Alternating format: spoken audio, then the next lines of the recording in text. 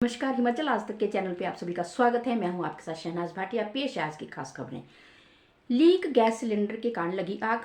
विधायक संजय अवस्थी कल विधानसभा क्षेत्र अर्की के प्रवास पर। नशे पर अंकुश लगाने के लिए सभी की एकजुटता आवश्यक। उपायुक्त 43 पदों के लिए कैंपस इंटरव्यू 4 अप्रैल को। पेट्रोल डीजल पर बढ़े अतिरिक्त सेस से आम जनता का पर बढ़ा बोझ। रतन सिंह पाल। सदन में शिक्षा मंत्री का बड़ा खुलासा, बोले निजी स्कूलों की फीस तय करने पर बदलेगा एक्ट। हिमाचल में अब प्ले स्कूल का पंजीकरण जरूरी, रजिस्ट्रेशन से पहले होगी इंस्पेक्शन। ट्रेन में अब बिना टिकट सफर करने वालों की खैर नहीं, हर यात्री की होगी डिजिटल जांच। रेलवे ने बनाया खास प्लान। पंचायत चुनाव का 2 दिन में आएगा रोस्टर, प्रशासन ने कसी कमर। नगर निकायों की आज हो जाएगी तस्वीर साफ। विद्यार्थियों की शून्य संख्या वाले 36 प्राइमरी स्कूल बंद, 3 मिडिल किए गए मर्ज, अधिसूचना जारी। मंदिरों के बाहर किन्नर का भेष बनाकर लोगों से पैसे ऐंठने वाले एक व्यक्ति को लेकर भारी विवाद। राज्य सरकार प्राकृतिक खेती को बढ़ावा देकर सुदृढ़ कर रही ग्रामीण अर्थव्यवस्था। मुख्यमंत्री क्या रहेंगे आज के सोने और चांदी के दाम। अब खबरें विस्तार से। दालनाघाट क्षेत्र की चंडी सेवड़ा पंचायत में आयोजित एक मेले के दौरान एक दुकान में आग लग गई, जिससे अफरा तफरी मच गई। आग का कारण गैस सिलेंडर लीक होना बताया जा रहा है। स्थानीय लोगों ने तुरंत आग बुझाने के प्रयास शुरू कर दिए और अग्निशमन विभाग की टीम ने भी मौके पर पहुंचकर आग पर काबू पाया। इस घटना में कोई जानी नुकसान नहीं हुआ, लेकिन दुकान में रखा सामान आंशिक रूप से क्षतिग्रस्त हो गया। दुकान का जो नुकसान है करीब 50 से 60 हजार रुपए बताया जा रहा है। जिला स्तरीय नार्को समन्वय समिति की बैठक में उपायुक्त सोलन मनमोहन शर्मा ने कहा कि नशे की बुराई पर अंकुश लगाने के लिए सभी को एकजुट होना आवश्यक है। उन्होंने कहा कि प्रदेश सरकार के नियमानुसार मादक पदार्थ चिट्टे के विरुद्ध चिट्टा मुक्त सोलन अभियान कार्यान्वित किया जा रहा है। मनमोहन शर्मा ने कहा कि जिला सोलन को चिट्टा मुक्त बनाने के लिए विभिन्न स्थानों पर लोगों को जागरूक किया जा रहा है और शीघ्र ही विशाल रैली का भी आयोजन किया जाएगा। उपायुक्त ने सोलन पुलिस विभाग को शिक्षण संस्थानों के आसपास निरीक्षण बढ़ाने के निर्देश दिए हैं। मैसर्स देवभूमि फल एवं सब्जी किसान उत्पादक कंपनी और स्काई मर्चेंट इंटरनेशनल शिमला में विभिन्न पदों पर भर्ती के लिए कैंपस इंटरव्यू आयोजित किए जाएंगे। जिला रोजगार अधिकारी जगदीश कुमार ने बताया कि मैसर्स देवभूमि फल एवं सब्जी किसान उत्पादक कंपनी में field officer, social media executive, pantry boy और ड्राइवर के 21 पदों पर भर्ती की जानी है। इसके अलावा स्काई मर्चेंट इंटरनेशनल शिमला में मैनेजमेंट ट्रेनी और मार्केटिंग ट्रेनी में 22 पद भरे जाएंगे।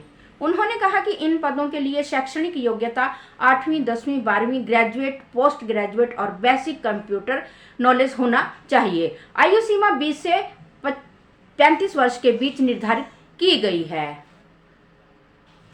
हिमाचल प्रदेश में पेट्रोल और डीजल पर करों में वृद्धि के कारण आम जनता, किसानों, परिवहन क्षेत्र और व्यापारियों में गहरी चिंता व्यक्त है। जिला अध्यक्ष रतन सिंह पाल ने कहा कि राज्य सरकार द्वारा हाल ही में पेट्रोल और डीजल पर 5 रुपए प्रति लीटर तक अतिरिक्त सेस लगाया गया है, जिससे महंगाई पर सीधा प्रभाव पड़ने की संभावना है।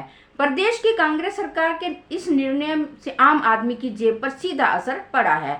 पेट्रोल और डीजल की कीमतों में वृद्धि से परिवहन लागत बढ़ेगी, जिसका प्रभाव दैनिक उपयोग की वस्तुओं पर पड़ेगा। इससे महंगाई का बोझ हर वर्ग पर बढ़ेगा।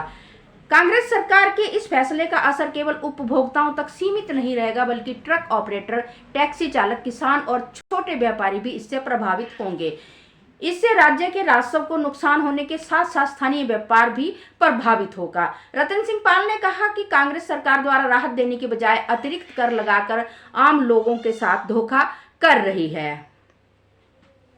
शिक्षा मंत्री रोहित ठाकुर ने कहा कि प्रदेश में निजी स्कूलों की फीस निर्धारित करने के लिए भविष्य में एक्ट में बदलाव किया जाएगा। उन्होंने स्पष्ट किया है कि वर्तमान एक्ट के तहत निजी स्कूलों की फीस निर्धारित करने का कोई प्रावधान नहीं है। उन्होंने उल्लेख किया है कि उत्तर प्रदेश, कर्नाटक और तमिलनाडु ने निजी स्कूलों की फीस संरचना तैयार करने के लिए अपना एक एक्ट संशोधित किया है। विधायक राम कुमार के प्रश्न पर शिक्षा मंत्री ने यह जवाब दिया। रामकुमार का प्रश्न था कि निजी स्कूलों में बढ़ते शिक्षा व्यापार में वार्षिक शुल्क के नाम पर पुनः प्रवेश शुल्क को समाप्त करने के लिए सरकार क्या कदम उठा रही है। हिमाचल प्रदेश में प्ले स्कूल खोलने के लिए अब अन्य स्कूलों की तरह पंजीकरण अनिवार्य हो गया। राज्य सरकार ने 3 से 6 वर्ष आयु वर्ग के बच्चों के लिए Himachal Pradesh early childhood care and education census नियम बनाए हैं। एक्ट 2017 में पारित हुआ था, लेकिन नियम अंतिम रूप में नहीं दिया गया था। 2020 में राष्ट्रीय शिक्षा नीति आने के बाद प्रक्रिया रोक दी गई थी। राज्य स्तर की एक समिति ने नियमों को अंतिम रूप दिया और सरकार को मंजूरी के बाद इन्हें अधिसूचित कर दिया गया है। अब ट्रेनों में बिना टिकट यात्रा करने वालों के लिए कड़ी सख्ती बरती जाएगी। रेलवे ने ऐसे यात्रियों पर प्रभावी रोक लगाने के लिए विशेष योजना तैयार की है। वर्तमान में स्टेशनों पर ऐसी स्थायी व्यवस्था नहीं है जिससे बिना टिकट यात्रियों को पूरी तरह रोका जा सके। इसे ध्यान में रखते हुए अब स्टेशनों के प्रवेश बिंदुओं पर विशेष मशीनें स्थापित करने की योजना बनाई गई है। इन मशीनों के माध्यम से प्रत्येक यात्री को अपना टिकट स्कैन करना अनिवार्य होगा। नई व्यवस्था लागू होने के बाद केवल वैध टिकट वाले यात्री ही स्टेशन परिसर में प्रवेश कर सकेंगे। इससे बिना टिकट यात्रा करने वाले पर प्रभावी रोक लगेगी और रेलवे की व्यवस्था अधिक सुव्यवस्थित होगी। रेलवे के अनुसार बड़े और प्रमुख स्टेशनों पर इस प्रणाली के लागू होने से बिना टिकट यात्रियों के प्रवेश लगभग समाप्त हो जाएगा। इसका प्रभाव प्रीमियम ट्रेनों पर भी पड़ेगा, क्योंकि ये ट्रेनें आमतौर पर छोटे स्टेशनों पर नहीं रुकती हैं। हिमाचल प्रदेश में पंचायत और नगर निकाय चुनावों के लिए निर्वाचन अधिकारी तैयार हैं। आरक्षण रोस्टर को अंतिम रूप देने के बाद अगले 2 दिनों में प्रदेश की पंचायतों के लिए आरक्षण की स्थिति स्पष्ट हो जाएगी। चुनावी प्रक्रिया शुरू होने के साथ ही प्रत्याशियों की धड़कनें तेज हो गई हैं। आरक्षण रोस्टर जारी करने के लिए 31 मार्च की समय सीमा निर्धारित की गई है। हिमाचल प्रदेश सरकार ने शून्य नामांकन वाले 36 प्राथमिक विद्यालयों को बंद करने का निर्णय लिया है और 3 माध्यमिक विद्यालयों को निकटतम विद्यालय में विलय कर दिया है। शिक्षा विभाग ने इस संबंध में अधिसूचना जारी कर दी है। इन विद्यालयों में कार्यरत शिक्षकों और गैर शिक्षण कर्मचारियों का अन्य विद्यालयों में स्थानांतरण किया जाएगा। सुक्खू सरकार ने पिछले 3 वर्षों में लगभग 1250 विद्यालय बंद या विलय किए हैं। हिमाचल प्रदेश में एक बड़ा विवाद खड़ा हो गया है, जहां एक व्यक्ति पर किन्नर बनकर लोगों से पैसे ऐंठने का मामला सामने आया है। पूर्व मुख्यमंत्री जयराम ठाकुर ने इस मामले में सरकार पर तीखा हमला बोला है और मामले की त्वरित जांच की मांग की है। शिमला शहरी से विधायक हरीश जनारथ ने भी अपना रुख स्पष्ट किया है और कहा है कि यदि जांच में यह साबित होता है कि कोई विदेशी छात्र अपने स्टूडेंट वीजा नियमों का उल्लंघन कर इस तरह की अवैध और भ्रामक गतिविधियों में संलिप्त पाया गया तो उसके खिलाफ कानून के तहत सबसे कड़ी कार्रवाई अमल में लाई जाएगी।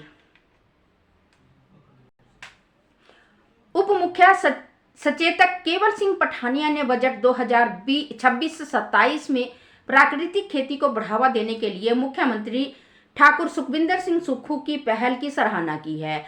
आज यहां मुख्यमंत्री से भेंट कर प्राकृतिक खेती को बढ़ावा देने के लिए सरकार की पहल के प्रति आभार व्यक्त करते हुए कचनार के फूल भेंट किए गए।